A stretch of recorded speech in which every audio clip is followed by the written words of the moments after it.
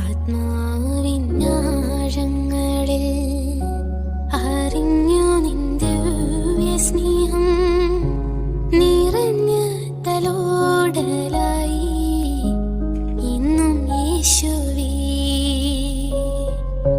മനസ്സിൻ ഭാരമെല്ലാം നിന്നോ.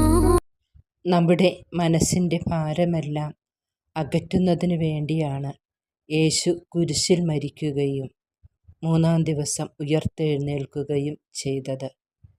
യേശുനാഥൻ്റെ മുൻപിൽ നമ്മുടെ എല്ലാം തുറന്നു വെച്ചാൽ തീർച്ചയാണ് അവിടുന്ന് നമുക്ക് അനുഗ്രഹം നൽകും.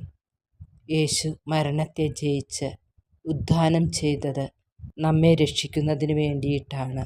ഈ യേശുവിനെ നമുക്ക് സ്നേഹിക്കാം, ആരാധിക്കാം.